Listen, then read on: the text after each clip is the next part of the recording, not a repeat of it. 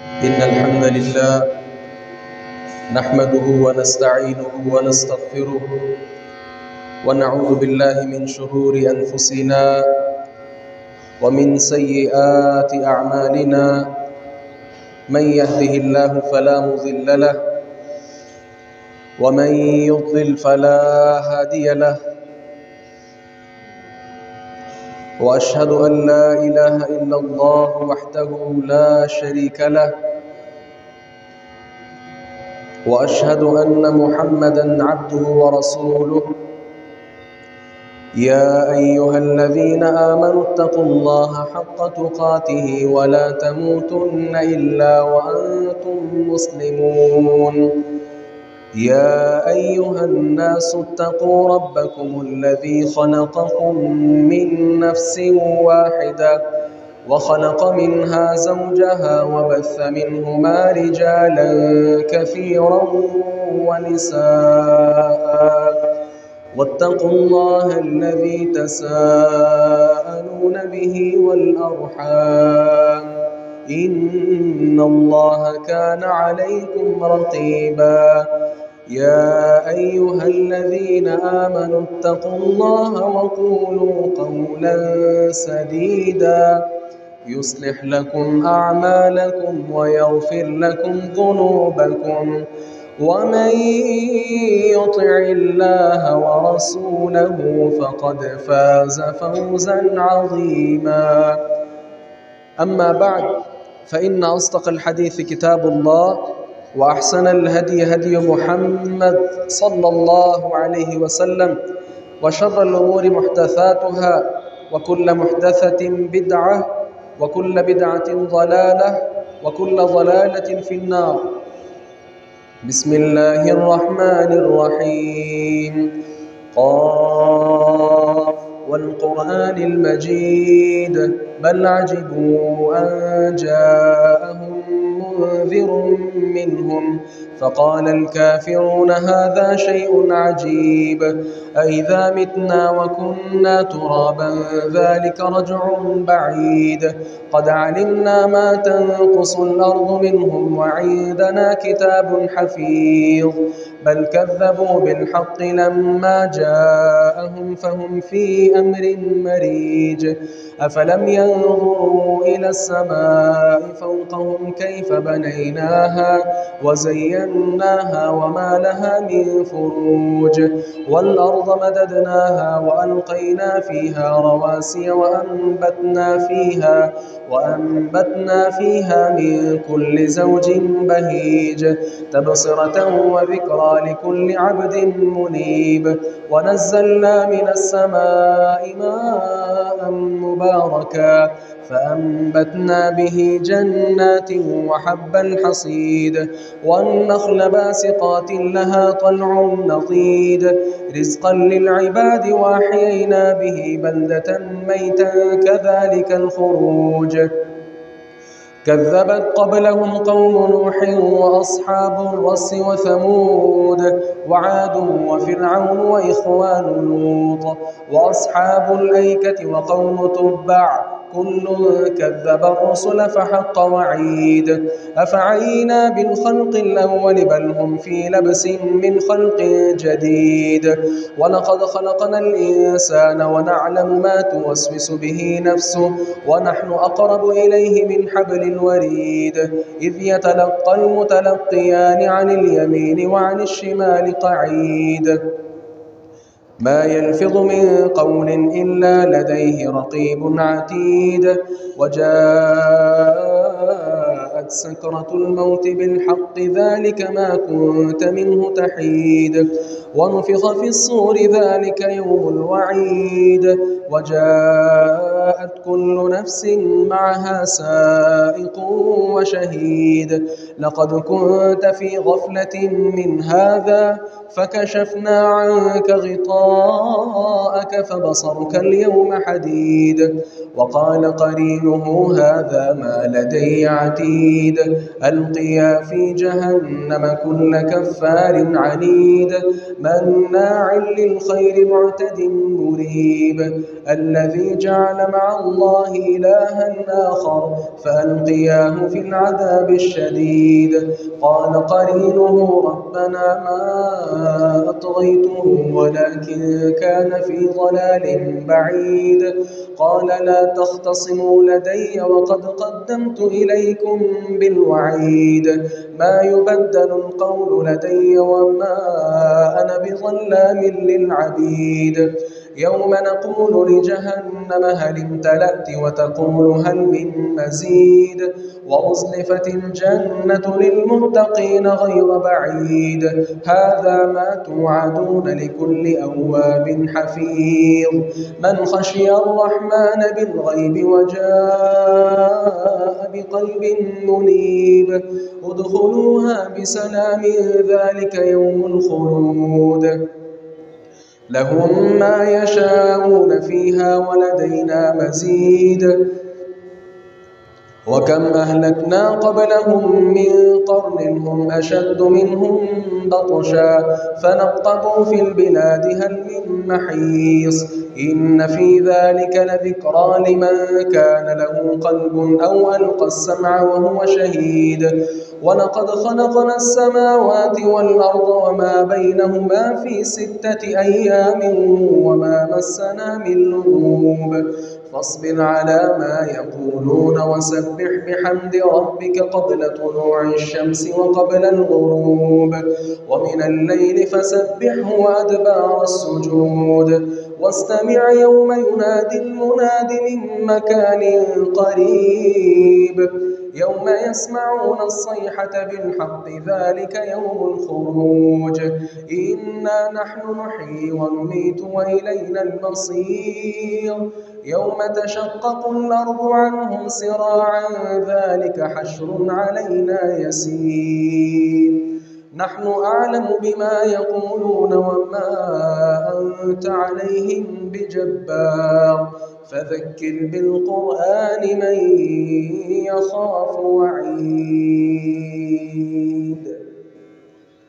وقال سبحانه وتعالى في مقام آخر وكان حقا علينا نصر المؤمنين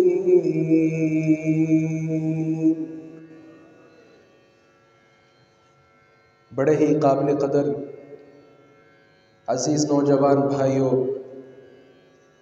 जिंदा दिल सफ़ेद रिश बुज़ुर्गों हया की चादर में मलबूसात मुअज़्ज़ज़ात माओं और बहनों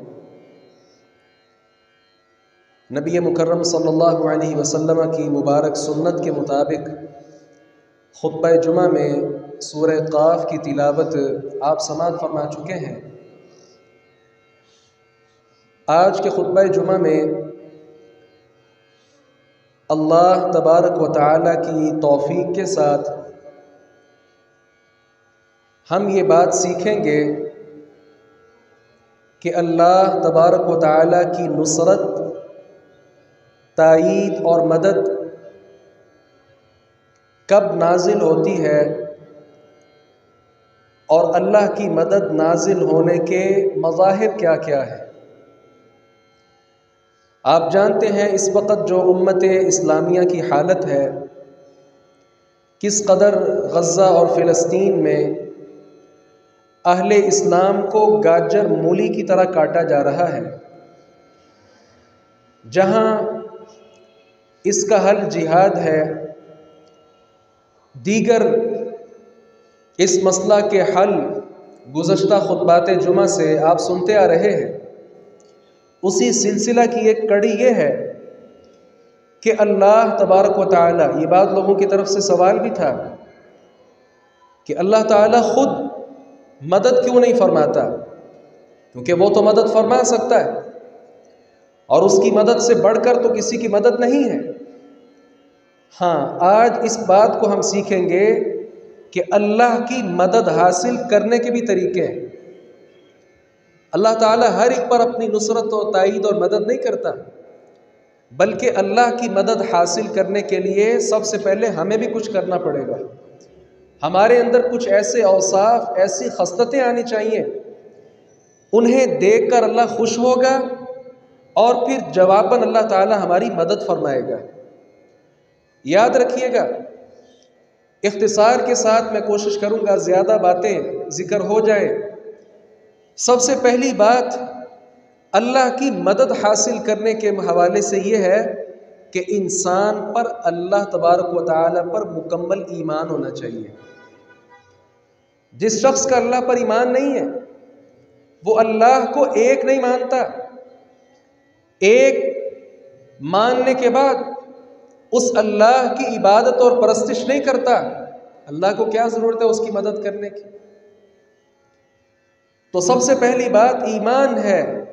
انسان مسلمان ہو، ایمان اس کے دل کے اندر موجود ہو. اللہ رب العزت نے سورہ آل عمران میں کیا فرمایا؟ وَلَا تَهِنُوا وَلَا تَحْزَنُوا وَأَنْتُمُ الْأَعْلَوُونَ إِن كُنتُم مُؤْمِنِينَ. کمزور مت پڑو، پریشان نہ ہو. اگر تمہارے اندر ایمان موجود ہے نا تو تم غالب آ کر رہو گے. غلبے کے ساتھ اللہ نے ایمان کی شرط لگائی ہے. اگر ایمان ہوگا، تم مومن ہوئے، تو پھر اللہ رب العزت تمہیں غلبہ عطا کرے گا اور پھر تمہیں گھبرانے کی ضرورت نہیں ہے. لیکن اگر ایمان ہی نہیں ہے تو پھر غلبہ کیسے مل سکتا ہے؟ پھر تو دنیا میں اہل اسلام بھی کس طرح ذلت کی زندگی بسر کر رہے ہیں. ان اللہ یدافع عن الذین آمنوا. اللہ تعالیٰ دفاع کرتا ہے اہل ایمان کی طرف سے. جو مومن بندہ ہو اللہ تعالیٰ اس کا دفاع کرتا ہے، اس کا خیال کرتا ہے. اور جو مومن ہے ہی نہیں اللہ رب العزت کو بھی اس کے دفاع کی ضرورت نہیں ہے. اور دوسری بات یہ ہے، ایمان لانے کے بعد دوسری چیز جو انسان پر لازم ہوتی ہے وہ نیک عمل ہے. بعض لوگ کلمہ پڑھ لیتے ہیں، وہ ایمان کا دعویٰ بھی کر لیتے ہیں کہ میں اب مومن بن چکا ہوں، لیکن نیک کام نہیں کرتے. یاد رکھیے گا، کلمہ پڑھ لینے کے بعد، مسلمان ہو جانے کے بعد اللہ تعالیٰ نے انسان پر جو چیزیں لازم قرار دی ہیں ان پر عمل بھی ضروری ہے. وگرنہ کلمہ پڑھنے کا کیا فائدہ اور مسلمان بننے کا کیا فائدہ؟ مسلمان کا مطلب کیا ہوتا ہے؟ مطیع اور فرما بردار. تو جو مسلمان تو کہلواتا ہے لیکن اطاعت اور فرما برداری کرتا ہی نہیں ہے، وہ تو شاید نام کا مسلمان بھی نہ ہو.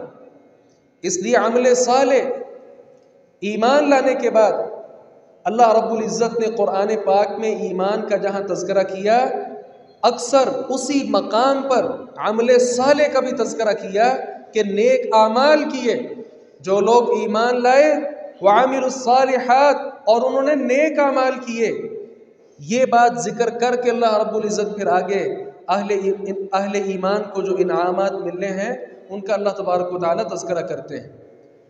اور تیسری بات یہ ہے، ایمان لانے کے بعد، عمل صالح کرنے کے بعد، تیسری بات انسان پر یہ لاگو ہوتی ہے کہ وہ دل کے اندر اخلاص پیدا کر لے. ایمان لائے لوگوں کے لیے نہیں، نماز پڑھ رہا ہے، حج کر رہا ہے، روزہ رکھ رہا ہے، زکوٰۃ کی ادائیگی کر رہا ہے، بڑے بڑے نیکی کے کام کر رہا ہے، لیکن اگر اس کے دل کے اندر کھوٹ ہے، اخلاص نہیں ہے، اللہ کی رضا مقصود نہیں ہے، تو پھر یہ کھوکھلی عمارت ہے جسے وہ کھڑا کرتا جا رہا ہے. وَمَا أُمِرُوا إِلَّا لِيَعْبُدُوا اللَّهَ مُخْلِصِينَ لَهُ الدِّينَ. اللہ تبارک و تعالی نے عبادت کو اخلاص کے ساتھ کرنے کا حکم دیا ہے. اور آپ جانتے ہیں ایک تابعی ایک مسجد میں داخل ہوئے، یہ جامع ترمذی میں روایت موجود ہے اور بڑی کتب کے اندر بھی.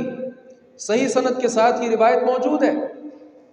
اس نے دیکھا ابو ہریرہ رضی اللہ عنہ الگ تھلگ بیٹھے ہوئے ہیں. ان سے جا کر پوچھا کہ آپ اللہ کے نبی کے صحابی ہیں؟ کہا ہاں. روایت کا مفہوم ذکر کر رہا ہوں. کہا کوئی ایسی بات بتلائیے جو آپ نے اللہ کے نبی صلی اللہ علیہ وسلم سے براہ راست سنی ہو. فرماتے ہیں مسجد میں اور ابو ہریرہ تھے، تیسرا بندہ نہیں تھا. اب دیکھیں صحابی رسول اللہ کے گھر میں بیٹھا ہوا اور اپنے شاگرد کو پیغمبر علیہ السلام کی حدیث سنانے لگا ہے. ابو ہریرہ رضی اللہ عنہ بیٹھے اور فرمانے لگے ہاں میں تمہیں وہ حدیث مبارکہ سناتا ہوں. قبل اس کے کہ ابو ہریرہ حدیث بیان کریں انہوں نے زوردار چیخ ماری اور گر پڑے، بے ہوش ہو گئے. ہوش آنے پر دوبارہ کہا ہاں چلو تمہیں حدیث سناتا ہوں. ابھی شروع کرنے لگے، پہلے سے زیادہ زوردار چیخ ماری اور پھر گر پڑے. دوبارہ سے بارہ ایسا ہوا. بالآخر جب ان کی طبیعت سنبھلی تو حدیث پتہ کیا بیان کی؟ کہا نبی مکرم صلی اللہ علیہ وسلم نے فرمایا تھا 3 طرح کے لوگ قیامت کے دن اللہ ان کو بلائے گا. ایک عالم ہوگا، ایک سخی ہوگا اور تیسرے نمبر پر مجاہد ہوگا. اللہ ان سے پوچھے گا علم دیا تھا کیا کیا؟ مال دیا تھا کہاں صرف کیا؟ جوانی دی تھی کہاں صرف کی؟ یا اللہ تیرے رستے میں نے لوگوں کو تعلیم دی. یا اللہ تیرے رستے میں نے اپنا مال خرچ کیا. جوانی تو نے دی تھی. یا اللہ تیرے رستے میں کفر کے ایوانوں کو للکارتے ہوئے ان کی کھوپڑیاں اڑاتے ہوئے اپنی جان کا نذرانہ پیش کیا تھا. اللہ تعالیٰ سب کے جواب میں پتہ کیا فرمائیں گے؟ کذبتا کذبتا کذبتا، جھوٹ بولتے ہو جھوٹ بولتے ہو جھوٹ بولتے ہو. تم نے یہ سب کام لوگوں کو دکھانے کے لیے کیے تھے. جاؤ جن کو دکھانے کے لیے یہ نیک عمل کیے تھے ان سے اجر لے لو. اس لیے عزیز بھائی اخلاص کی دولت میں سمجھتا ہوں سب سے بڑی دولت ہے. اس اخلاص کے آ جانے کے بعد آپ کا عمل تھوڑا بھی ہونا اللہ تعالیٰ اس کو بڑھا دیتا ہے. اب دیکھیں کہاں اپنا سارا مال ہی خرچ کر دینا لیکن کل قیامت کے دن کوئی اجر ہی نہ ملنا. اور دوسری طرف صحیح بخاری کی حدیث ہے، ابو ہریرہ رضی اللہ عنہ بیان فرماتے ہیں جو آدمی ایک کھجور صدقہ کرتا ہے نا اخلاص کے ساتھ، اس کے دل میں اللہ رب العزت سے ملنے کی چاہت اور تڑپ ہے، وہ اللہ کے لیے ایک کھجور صدقہ کر رہے ہیں، اللہ تعالیٰ اپنے دائیں ہاتھ کے ساتھ اس کھجور کو پکڑ لیتے ہیں. یہ صحیح بخاری کی صحیح روایت ہے. اللہ تعالیٰ پھر اس کو بڑھاتے رہتے ہیں حتیٰ کہ کل قیامت کے دن جب آدمی وہاں دیکھے گا اس کا دنیا میں کیا ہوا صدقہ جو ایک کھجور کا صدقہ کیا تھا لیکن وہاں اسے بہت بڑے پہاڑ کی طرح وہ معلوم ہوگا. عمل تھوڑا ہے لیکن نیک نیتی کے ساتھ کیا گیا، خالصتاً اللہ کے لیے کیا گیا، اللہ تعالیٰ اس کا اجر بھی بڑھا دے گا. اس لیے تیسری بات یہ ہے کہ انسان کے دل میں اخلاص ہونا چاہیے. اور چوتھی بات یہ ہے کہ نماز پڑھتے ہوئے نماز کے اندر خشوع و خضوع ہونا چاہیے، ادھر ادھر توجہ نہیں بھٹکنی چاہیے. جو مومن بندہ ہے اسے چاہیے کہ نماز میں خشوع و خضوع اختیار کرے، اللہ سے ڈرتے ہوئے نماز پڑھے، نہایت اطمینان اور سکون کے ساتھ نماز پڑھے. قرآن میں اللہ رب العزت نے فرمایا سورۃ البقرہ میں وَاسْتَعِینُوا بِالصَّبْرِ وَالصَّلَاةِ، اللہ رب العزت سے مدد مانگو نماز پڑھ کے اور صبر کر کے. تو آج ہمیں مدد کی ضرورت ہے، کثرت کے ساتھ نوافل پڑھے جائیں، اور پانچویں بات یہ ہے اللہ تبارک و تعالیٰ کے دین کی مدد کی جائے. اللہ کے دین کی مدد کی جائے گی تو پھر اس دین کا مالک جو اللہ رب العالمین ہے وہ ہماری مدد فرمائے گا. اِنْ اللہ رب العزت نے قرآن پاک میں اس بات کا تذکرہ کیا ہے اگر تم اللہ کی مدد کرو ینصرکم اللہ تمہاری مدد کرے گا. اور اللہ رب العزت کے دین کی مدد کیا ہے؟ اللہ تبارک و تعالیٰ کے دین کی مدد کیا ہے؟ اقامت صلاح نماز قائم کرنا اور زکوٰۃ ادا کرنا اور نیکی کا حکم دینا اور برائی سے منع کرنا. یہ اللہ کے دین کی مدد ہے. اپنے گریبان میں بھی اور آپ بھی جھانک کر دیکھیں کہ کیا ہم اللہ کے دین کے مددگار ہیں؟ ہم نے اللہ کے لیے کبھی کسی کو نیکی کی دعوت دی؟ میں خود تو چل کر جمعہ پڑھنے آ گیا لیکن رستے میں نے کبھی کسی کو کہا آؤ یار میرے ساتھ جمعہ پڑھنے نکل پڑو. میں نے خود تو اپنے آپ کو برائی سے دور کیا لیکن کبھی میں نے کسی کو بھی کہا کہ یار جھوٹ مت بولا کرو، سود مت کھایا کرو، گالن گلوچ مت کیا کرو، ایک دوسرے پر ظلم و زیادتی مت کیا کرو، اللہ کے ساتھ شرک مت کیا کرو، پیغمبر کی بات کو مت ٹھکرایا کرو، ماں باپ کا حد درجہ احترام کیا کرو. کیا یہ ساری باتیں میں نے کبھی کسی کو بتائی ہیں؟ اگر تو بتائی ہیں خوشی کی بات ہے کہ آپ اللہ کے دین کے مددگار ہیں، جواباً اللہ بھی آپ کا مددگار ہے. اور چھٹی بات یہ ہے جو انسان چاہتے ہیں کہ ہمیں اللہ کی مدد حاصل ہو ان کی چھٹی ذمہ داری یہ ہے کہ وہ متقی بن جائیں، پرہیزگار بن جائیں. متقی کا کیا مطلب ہوتا ہے؟ جن چیزوں کو اللہ نے حرام کر دیا ہے ان سے بچ جانا، یہ تقویٰ ہے. اور مت سمجھیے کہ متقی آدمی وہ ہوتا ہے جو مسجد کی پہلی صف میں بیٹھا رہے اور وہاں سے اٹھے ہی نہ، اللہ اللہ ہی کرتا رہے. ٹھیک ہے، یہ اجر ہے، عبادت ہے، لیکن اسلام اس بات سے منع نہیں کرتا کہ آپ کمائیں، آپ دنیا داری میں مگن ہوں جب تک دین کی خلاف ورزی نہ ہوتی ہو. عبادت گزار کون ہوتا ہے؟ جامع ترمذی میں حدیث مبارکہ ہے، رسول اللہ صلی اللہ علیہ وسلم نے فرمایا اتق المحارم تکن اعبد الناس، حرام چیزوں کو چھوڑ دو سب سے بڑے عبادت گزار بن جاؤ گے.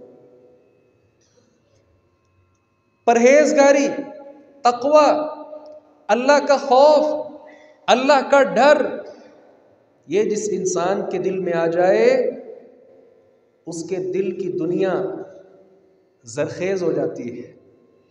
اور جس دل سے اللہ کا خوف نکل جائے اس دل کی دنیا اجڑ جاتی ہے. یاد رکھیے گا اللہ رب العزت نے بھی فرمایا تھا ان الارض للہ یورثها من یشاء من عبادی والعاقبۃ للمتقین. اللہ تعالیٰ اس دنیا کے وارث اہل تقوی جو لوگ ہیں، متقی جو لوگ ہیں ان کو بناتا ہے.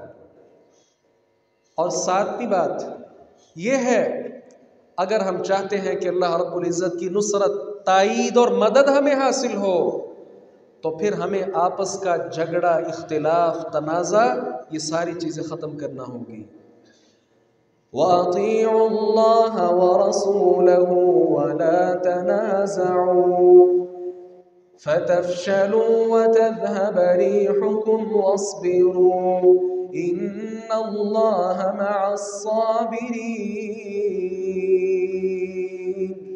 اللہ کی بات مانو اور اس کے رسول کی بات مانو. وَلَا تَنَازَعُوا، آپس میں جھگڑا مت کرو، اختلاف کا شکار مت ہو، ایک دوسرے کے دست و گریباں مت ہو. کیا ہوگا؟ ہر آدمی کا دل چاہتا ہے، شاید فطرت میں یہ بات شامل ہے، جس کو اللہ نے قوت دی ہے نا اس کا لڑنے کو دل کرتا ہے، اس کا جھگڑنے کو دل کرتا ہے. لیکن یاد رکھیے گا یہ طاقت کے جوہر دکھانے ہیں تو اللہ کے سامنے جھک کر دکھائیں. پیغمبر علیہ الصلاۃ والسلام کس قدر طاقتور تھے. صحابہ کرام میں تو یہ بات معروف تھی نا کہ نبی مکرم صلی اللہ علیہ وسلم کو اللہ رب العزت نے ہم میں سے کچھ 10 بندوں کے جتنی طاقت عطا کی ہوئی ہے. تو نبی علیہ الصلاۃ والسلام نے اس طاقت کو کہاں استعمال کیا؟ طاقت کے استعمال کے بعد آدمی بوڑھا ہونا شروع ہو جاتا ہے. کئی باتیں یہاں کی جا سکتی ہیں، صرف ایک بات ذکر کرتا ہوں. ایک بار ابو بکر صدیق رضی اللہ عنہ آئے، نبی علیہ السلام کا دیدار کیا اور عرض کرنے لگے، اے اللہ کے رسول، شبتا، آپ بوڑھے ہو چکے ہیں. ہم آج بوڑھے ہوتے ہیں، اپنے مال کی پریشانی میں، اپنے اولاد کے دکھوں میں، دنیا کے دیگر معاملات ہمیں بوڑھا کر دیتے ہیں. لیکن قربان جائیے، پیغمبر علیہ السلام نے جواب پتہ کیا دیا؟ ہاں بوڑھا ہو چکا ہوں، لیکن سننا مجھے کس چیز نے بوڑھا کیا؟ شیبتنی ہود والواقعہ والمرسلات وَإِذَا الشَّمْسُ كُوِّرَتْ. مجھے ان قرآن کی صورتوں نے بوڑھا کر دیا ہے. آج تو مجھے قرآن پڑھنا ہی نہیں آتا. اگر پڑھنا آتا ہے اس کا ترجمہ نہیں آتا. اگر ہلکا سا ترجمہ بھی آتا ہے لیکن اس قرآن کا مطلب اور مفہوم اور تفسیر نہیں آتی. یہ قرآن دل میں کیسے اترے گا؟ پیغمبر علیہ الصلاۃ والسلام کی زندگی کو سامنے رکھیے گا، یاد رکھیے.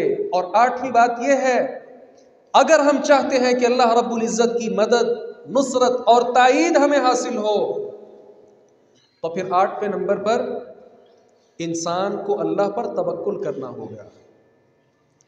توکل اللہ پر، بھروسہ اللہ پر، اپنا سب کچھ اللہ پر چھوڑ دینا چاہیے. ہاں، قرآن پاک میں بھی اور احادیث مبارکہ میں بھی اس بات کی وضاحت ہے، جس کا خلاصہ کیا ہے کہ اللہ رب العزت کی نصرت حاصل کرنے کا ایک سبب اور ذریعہ یہ بھی ہے کہ انسان اپنا سب کچھ اللہ پر ڈال دے، اللہ تبارک و تعالیٰ پر توکل اس کا مضبوط ہو جائے اور اللہ پر ہی وہ بھروسہ کرنا شروع کر دے. آج کفر کے ایوانوں سے ہم اس لیے بھی ڈرتے ہیں کیونکہ ہم نے اپنا سب کچھ انہی کو بنا رکھا ہے. ہماری پروڈکٹ اگر آتی ہے تو ان سے آتی ہے. ہمارا معیار تعلیم اگر ان جیسا نہ ہو اسے قبول نہیں کیا جاتا. ہماری زندگی کے طور طریقے اگر ان بدبختوں جیسے نہ ہوں تو ہمیں اپنی زندگی پر اطمینان ہی نہیں ہوتا. یاد رکھیے گا، یہی چیزیں ایسی ہیں جنہوں نے کافروں کا ہمیں غلام بنا کر رکھ دیا ہے. اللہ تبارک و تعالیٰ پر توکل، اللہ پر بھروسہ، جو کچھ کرنا ہے اللہ نے اور نہیں کرنا وہ بھی اللہ نے، سارے اختیارات کا مالک ہے ہی اللہ. جب یہ بات انسان دل میں بٹھا لیتا ہے اس کا پھر اللہ کے ساتھ ایک تعلق بن جاتا ہے. وَأَعِدُّوا لَهُمْ مَا اسْتَطَعْتُم مِّن قُوَّةٍ وَمِن رِّبَاطِ الْخَيْلِ تُرْهِبُونَ بِهِ عَدُوَّ اللَّهِ وَعَدُوَّكُمْ. استعداد، تیاری، جہاد کی تیاری، یہ توکل ہے. یہ جان اللہ نے دی ہے. ہم تو آگ جل رہی ہونا اپنا ہاتھ بھی آگے نہیں کرتے. ہمیں اپنی جان اس قدر زیادہ عزیز ہے، لیکن میدان جہاد میں چل پڑنا، کود پڑنا، یہ اللہ رب العزت پر کمال توکل ہے، اللہ رب العزت پر کمال بھروسہ ہے. ہم اللہ کی خاطر ہی تو نکلتے ہیں نا. یاد رکھیے گا، 9ویں بات یہ ہے، اگر ہم چاہتے ہیں کہ اللہ رب العزت کی مدد ہم پر نازل ہو تو ہمیں اہل اسلام سے دوستی رکھنی ہے اور اہل کفر سے دشمنی رکھنی ہے. یہ مسلمانوں کا ایک اجماعی عقیدہ ہونا چاہیے. الولا والبرا پر محدثین نے باقاعدہ کتابیں لکھی ہیں کہ کافروں کے ساتھ دوستی رکھنا جائز نہیں ہے. یہ دوستیاں، یہ دلی میلان، مجلسیں اور بیٹھ کے یہ ساری اہل اسلام کے ساتھ ہونی چاہیے.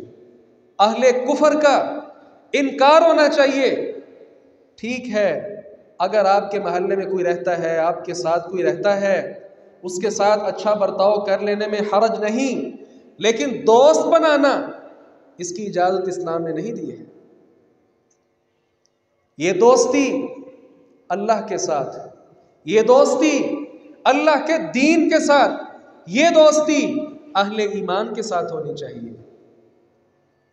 اللہ رب العزت نے اس بات سے سختی کے ساتھ منع کیا ہے. اور اس کے ساتھ ہی 10ویں بات یہ ہے، اگر اللہ رب العزت کی تائید ہم لینا چاہتے ہیں تو پھر ایک دوسرے مسلمان بھائی کی خیر خواہی، اس کا جذبہ اپنے دل کے اندر پیدا کر لیجئے. صحیح مسلم کی بڑی شاندار روایت ہے، رسول اللہ صلی اللہ علیہ وسلم نے ارشاد فرمایا، من نفس عن مسلم کربا من کرب الدنیا، جس شخص نے کسی مسلمان کی دنیاوی تکلیفوں میں سے ایک تکلیف کو دور کر دیا، اللہ رب العزت کل قیامت کی تکلیفوں میں سے ایک تکلیف اس انسان سے دور کر دے گا. اور یاد رکھیے آپ نے یہاں تک فرمایا من یسر علی معسر، جس نے دنیا میں رہتے ہوئے کسی تنگ دست پر آسانی ڈال دی. آدمی کے پاس کھانا نہیں تھا، اس کے لیے کھانا آسان کر دیا، اس کو کھانا دے دیا. کسی کے پاس سواری نہیں تھی، اس کو سواری دے دی. کسی کے پاس رہنے کے لیے جگہ نہیں تھی، اس کو مکان دے دیا. اللہ رب العزت کل قیامت کے دن جو انسانوں پر تنگیاں ہوں گی، اس انسان سے تنگی کو دور کر دے گا. اور اس بات کو حقیر مت جانیے گا. رسول اللہ صلی اللہ علیہ وسلم نے فرمایا صدقہ کیا کرو، ایک دوسرے پر خرچ کیا کرو، کیونکہ ایسا وقت آنے والا ہے آپ خرچ کرنا چاہیں گے لیکن کسی انسان کے پاس آپ کا روپیہ پیسہ قبول کرنے کی گنجائش ہی نہیں ہوگی. اور میں یہ بات کہتا ہوں کہ یہ وقت تقریباً آ چکا ہے. آپ چند سال پہلے غور کر لیں، ہمارے گھروں میں فریج نہیں ہوتی تھی، اور دیہات میں بالخصوص کسی ایک یا دو گھروں کے اندر فریج ملتی تھی اور وہاں سے آپ کو برف حاصل کرنا پڑتی تھی. آج اگر کوئی آدمی برف صدقہ کرنا چاہے، مجھے بتائیں کون لے گا؟ سب کے گھر فریج موجود ہے کہ نہیں؟ اور کئی چیزوں پر آپ قیاس کر سکتے ہیں. پہلے پہل سواری ہر آدمی کے پاس نہیں ہوتی تھی، لیکن آج کم از کم بائک، موٹر سائیکل ہر گھر کے اندر موجود ہے. آج اگر آپ صدقہ کرنا چاہیں گے کون لے گا؟ وہ کہے گا میرے پاس تو موجود ہے. اس لیے نیکیوں میں آگے بڑھیں، صدقہ خیرات کثرت کے ساتھ کریں، قبل اس کے کہ وہ وقت آ جائے آپ صدقہ لے کر نکلیں، صدقہ لینے والا آپ کو کوئی نظر ہی نہ آئے. رسول اللہ صلی اللہ علیہ وسلم کے مبارک الفاظ ہیں، آپ نے فرمایا صدقہ لے کر آدمی نکلے گا، آگے والا آدمی پتہ کیا کہے گا؟ اگر کل میرے پاس تو لے آتا نا تو میں لے لیتا، آج ضرورت نہیں ہے. اس لیے عزیز بھائی ایک دوسرے کے کام آنا سیکھیے. اور یہ تو نبی مکرم صلی اللہ علیہ وسلم نے خود فرمایا. آپ نے فرمایا جس کے پاس 2 سواریاں ہیں اسے چاہیے ایک سواری اپنے کسی بھائی کو دے دے. اسی پر قیاس کر کے بقیہ ساری باتوں کو سمجھ لیں. آج کتنے ایسے لوگ ہیں جن کے پاس ایک سے زائد مکان ہے اور بغیر کسی ضرورت کے وہ پڑے ہوئے ہیں، انہیں اس کی خاص ضرورت نہیں ہے. اور کتنے اہل اسلام ایسے ہیں جن کے پاس سر چھپانے کے لیے جگہ نہیں ہے، اگر وہ اس کو مکان دے دے گا تو کیا یہ بہت بڑی نیکی نہیں؟ رسول اللہ صلی اللہ علیہ وسلم نے کئی باتیں ارشاد فرمائیں، جن میں سے ایک جامع بات آپ نے فرمائی، واللہ فی عون العبد ما کان العبد فی عون اخیہ. اللہ تعالی اپنے بندے کی مدد میں، نصرت میں، تائید میں لگا رہتا ہے جب تک وہ آدمی اپنے مسلمان بھائی کی تائید میں لگا رہتا ہے.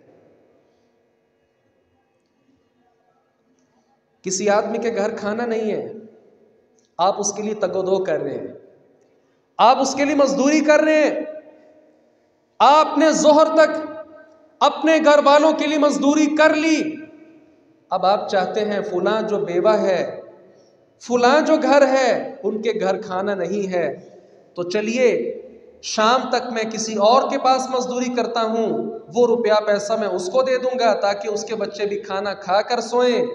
تو یاد رکھیے گا آپ کے گھر کے جتنے کام کاج ہوں گے وہ اللہ تبارک و تعالی خود ہی سمیٹ دے گا۔ امی جان خدیجہ رضی اللہ عنہا نے نبی مکرم صلی اللہ علیہ وسلم کو کیا کہہ کر تسلی دی تھی؟ جب آپ نے غار حرا میں جبریل امین کو اس کی اصلی حالت میں 600 پروں کے ساتھ دیکھا تھا، ایک انسان نوری مخلوق کو دیکھ لے اس کی کیا حالت ہوگی؟ جسم پر کپکپاہٹ طاری ہے، گھر آئے زملونی زملونی، مجھ پر کمبل اوڑھ دو، چادر اوڑھ دو، سردی لگ رہی ہے۔ آپ نے فرمایا مجھے اپنی جان کا خطرہ ہے، ایسے لگ رہا ہے جیسے دنیا میرے لیے ختم ہونے والی ہے۔ امی جان نے کیا کہہ کر تسلی دی تھی؟ اللہ آپ کو ضائع نہیں کرے گا۔ کیوں؟ انک لتصل الرحم، آپ رشتہ داریوں کو توڑتے نہیں ہیں، ملاتے ہیں۔ وتحمل الکل، آپ بوجھ اٹھاتے ہیں۔ وتقری الضیف، آپ مہمان کی مہمان نوازی کرتے ہیں۔ اتنے عظیم اوصاف، آسمان کی بلندیوں کو چھوتے ہوئے یہ خصلتیں آپ کے اندر پائی جاتی ہیں، اللہ آپ کو رائیگاں نہیں چھوڑے گا۔ یہ حوصلہ دیا تھا امی جان نے یہ الفاظ کہہ کر۔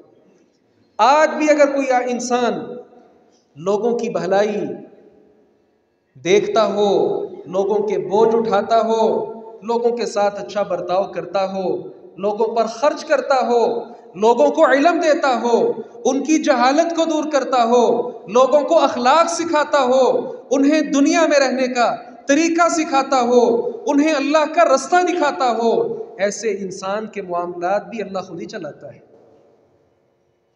آگے بڑھیے، 11ویں بات یہ ہے، اللہ رب العزت کی مدد چاہیے تو پھر جہاد کے علم کو اٹھانا ہوگا، جہاد کے جھنڈے کو لہرانا ہوگا۔ اس پر پہلے خطبہ جمعہ میں ہم تفصیل کے ساتھ بات کر چکے ہیں کہ اللہ رب العزت کی نصرت اور تائید کب حاصل ہوتی ہے؟ جب انسان میدان جہاد میں اترتا ہے، اور اس پر تفصیل کے ساتھ ہم بات کر چکے۔ ہم آگے بڑھتے ہیں۔ 12ویں بات یہ ہے، دشمن سے ملاقات کرتے وقت انسان پر لازم ہے کہ وہ ثابت قدم رہے۔ جنگ شروع ہو، جنگ چھوڑ کر بھاگ نہ جائے، جنگ چھوڑ کر بھاگنا کبیرہ گناہ ہے، بلکہ سینہ تان کر دشمنوں کے سامنے اپنے اس تن من دن کو پیش کرنا چاہیے، اور اللہ کے کلمے کی بلندی کے لیے اپنی جان تک کا نذرانہ پیش کر دینا چاہیے۔ یہ اصل بات ہے۔ قرآن کریم میں اللہ رب العزت نے فرمایا اہل ایمان اذا لقیتم فئة فاثبتوا، جب تم کافروں کی جماعت سے ملو ثابت قدم ہو کر کھڑے ہو، قدم ڈگمگائیں نہیں۔ اور اس کے ساتھ ہی 13ویں بات یہ ہے کہ دشمن کا سامنا جب ہو تو پھر انسان کو شجاعت، دلیری اور بہادری کے ساتھ لڑنا چاہیے۔ یہ بہادری کے ساتھ لڑنا بھی اللہ تبارک و تعالیٰ کی مدد، نصرت اور تائید حاصل کرنے کا بہت بڑا ذریعہ ہے۔ اور 14ویں بات یہ ہے، جہاد کرتے ہوئے جہاد میں مشقتیں آتی ہیں۔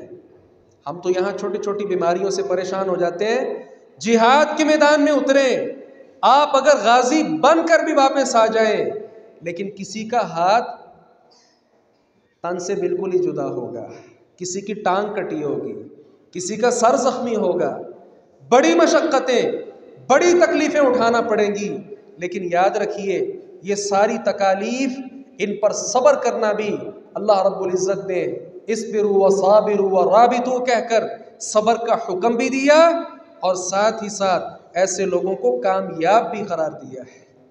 اور 15ویں بات یہ ہے کہ اللہ رب العزت کی نصرت اور تائید اگر ہم حاصل کرنا چاہتے ہیں، ہمیں اپنی کثرت پر، اپنے مال پر مان نہیں کرنا چاہیے۔ کتنے ہی کافر ایسے ہیں جب میدان میں اترتے ہیں بڑا مال و دولت ان کے پاس ہوتا ہے، لیکن مسلمانوں کے ہاتھوں اپنی کھوپڑیاں تک اڑا دیتے ہیں۔ ایسا کیوں ہے؟ دنیا کی محبت ایسے لوگوں کے اندر موجود ہے۔ اللہ رب العزت کی نصرت حاصل کرنے کے لیے اس دنیا کی محبت کو اپنے دل سے نکالنا ہوگا۔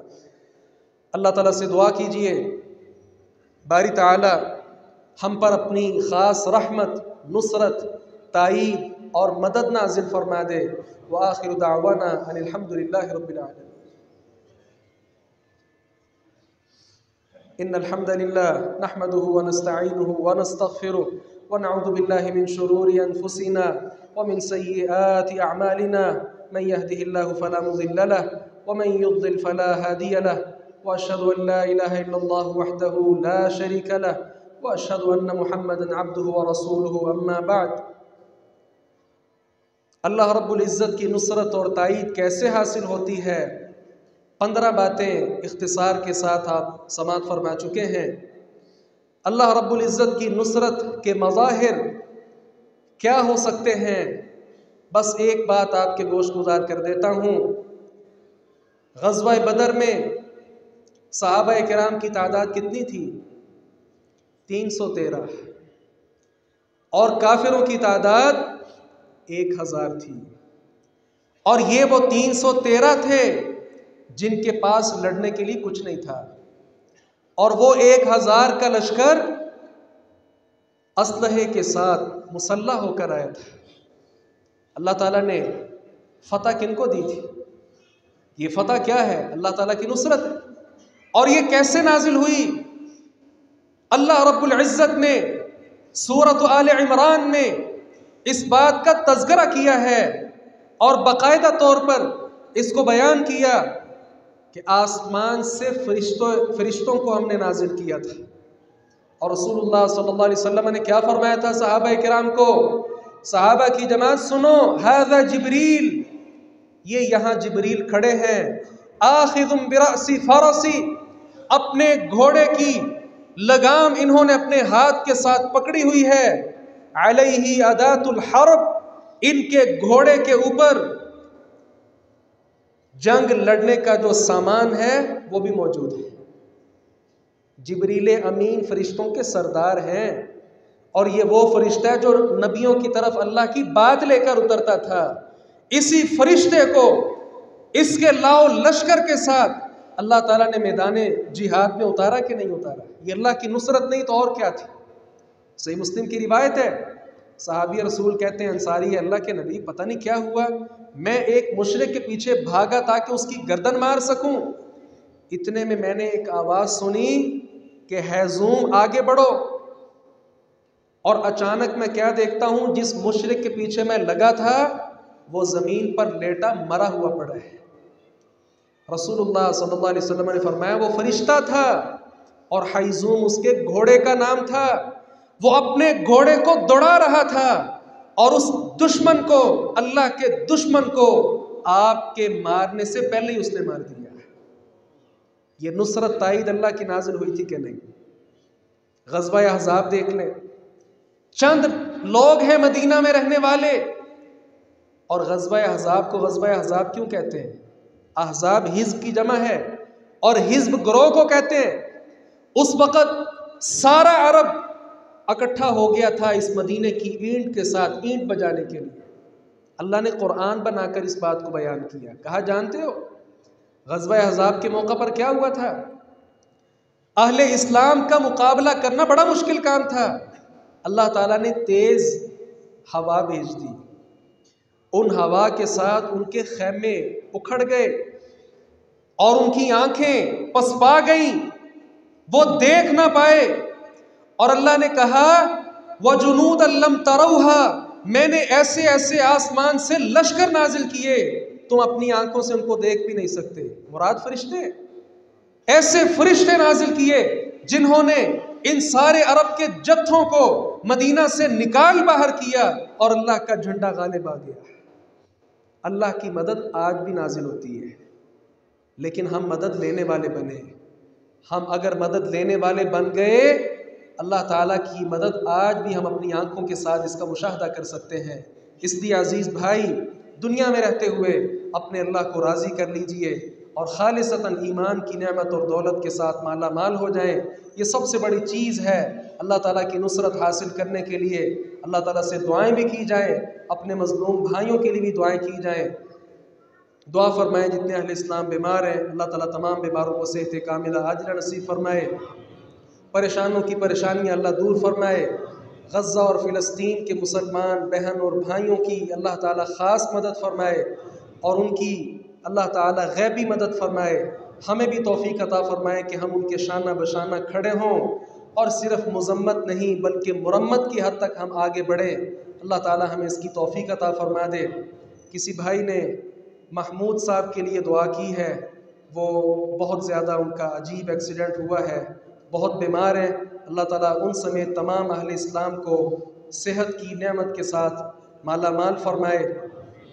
گزشتہ دنوں میرے سسر محترم قاری صاحب اس دنیا سے رخصت ہو گئے، ان کے لیے بھی دعا فرمائیں۔ اللہ تعالیٰ ان سمیت تمام اہل اسلام، اہل توحید جو اس دنیا سے رخصت ہو چکے ہیں، اللہ تعالیٰ ان کی آخرت کی منزلیں آسان فرمائے، ان کی قبروں کو اللہ تعالیٰ نور کے ساتھ منور فرمائے، اور ان سب اہل اسلام کی قبروں کو اللہ تعالیٰ جنت کا ٹکڑا اور باغیچہ بنا دے۔ اللہ تعالیٰ ہمیں زندہ رکھے اسلام پر، موت دے شہادت کی۔ ربنا ظلمنا انفسنا وان لم تغفر لنا وترحمنا لنكونن من الخاسرین۔ ربنا آتنا فی الدنیا حسنہ وفی الآخرۃ حسنۃ وقنا عذاب النار۔ سبحان ربک رب العزۃ عما یصفون وسلام علی المرسلین والحمد للہ رب العالمین۔